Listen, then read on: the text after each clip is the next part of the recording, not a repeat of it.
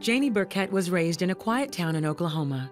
She was a pastor's daughter with a happy childhood and loving family. We had a great church, I knew that there was something great that I was going to do for God, I loved Jesus so much. But when Janie was 10 years old, her parents separated.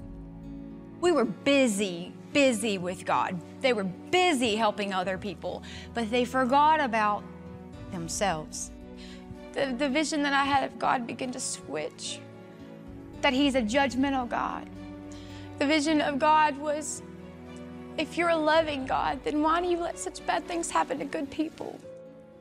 A few months later, Janie's parents reconciled. They decided to travel full-time as evangelists, but Janie hated her new life on the road.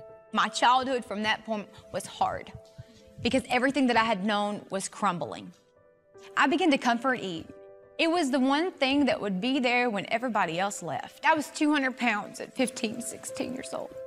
At the age of 15, while her parents were preaching at a revival, Janie was raped by a boy her age. For years, she kept it a secret. For a long time, I took the blame of it, that it's my fault. And I hated myself. So, I was raped when I was fat, as I would say. I just wanted to get rid of it, just get rid of it. And so I think that's where most of the bulimia started. After 5 years on the road, Janie's family settled down in a small Texas town. Janie plunged into the party life. I began to get in with the wrong crowd.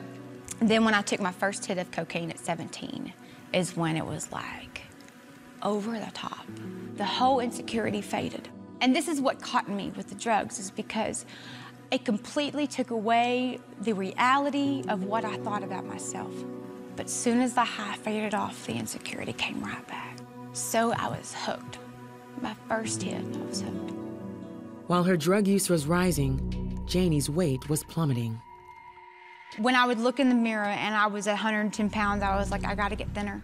The only way I'm gonna be loved is if I'm really, really, really, really thin, and the more dope I can do, the more thinner I can get. The more I throw up, the thinner I can get. Soon, Janie found a new way to take drugs, the needle. I had like a $300 a day or a $400 a day habit. So then you start selling dope, then you start doing forgery, then you start doing organized crime. It wasn't a party life anymore, it was a way of survival. Janie's family was grieved over her addictions, but their efforts to pull her out were futile. And they would try to do as much as he could to pour Jesus into me the time that I would be home. And they would put on Christian worship music, when I would come home, and I would come home and I would clean up for a day, and here I go again. But I can remember my dad just tears pouring down his face as I would leave, because he would know he wouldn't see me again for months. By the age of 22, she was a high-profile drug dealer with 17 warrants out for her arrest. They had set my bond at $1.5 million. Like $1.5 million. Janie eventually served 18 months of a 5-year prison sentence. But less than a year after her release, she violated her probation with alcohol and drug use. On December the 18th was my hearing for me to go in front of the judge. She looked at me through her glasses and she said, I'm confining Miss Burkett to the Texas Department of Corrections for 40 years. I thought about, when it's time to get married, I'm gonna be in prison. When it's time to have kids and watch them grow up, I'm gonna be in prison. 24 years old, completely broken, 90-something pounds, alcoholic, drug addict. I had no life left before me.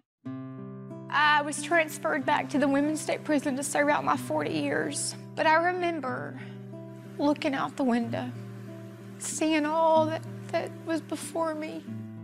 It was just me and Jesus.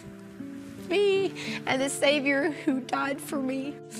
And I said, God, I've made a mess out of my life. If you can take this broken person and make something good out of it, then do it. And I ask you, Lord, that if it be your will, would you please overturn this sentence? But if not, then give me grace to accept the fact that this is where I will spend most of my life, and give me peace and love to do it. And I began to read my Bible, And I began to pray. My anger began to break, and my hate began to break, and the love of God began to flow through me. At the same time Janie and her parents were praying for a miracle, the judge who sentenced her resigned, and a new judge took the bench. Soon after, Janie received a letter from her mother. And it said, "Yay! We got a new trial," meaning like in big letters, and it said, "The new judge is gonna hear your case." Janie asked the new judge to send her to a Christian rehab program called Teen Challenge. She said, "If I could give you a 60-year prison sentence and probate it, I would, because what you did was wrong and unacceptable with this court, you know." She said, "However, that would not be merciful, nor would it be compassionate." She said, "So what I'm gonna do is I'm gonna probate that sentence, that you go to the Teen Challenge program, you complete the program, and you make something of yourself." I saw a God that day that loved me, not a judgmental God, not a God that's gonna throw you away because you're worthless, but a God who makes broken things new. I saw a God who loved me more than I loved myself. Janie left for Teen Challenge. I went in basically dead, a dead person with skin and bones, and the Lord was transforming me this 13 months. I graduated at 135 pounds. I had finally completed something in my life, and God had given me a new start. And I looked in the mirror and I saw somebody completely different. I saw my hair was fuller and my eyes were beautiful. I didn't see fat anymore. I saw who God saw. Today, Janie is drug-free and is completely reconciled with her family. She is also a full-time speaker and has written a book called Unshackled. There's no drug that's too big for God. There's no prison that's too big for God. Give your life to Jesus, because it will be the best decision that you've ever made in your life. Just try Jesus. Don't let him be your last shot. You know, try him and see what a difference he can make in your life.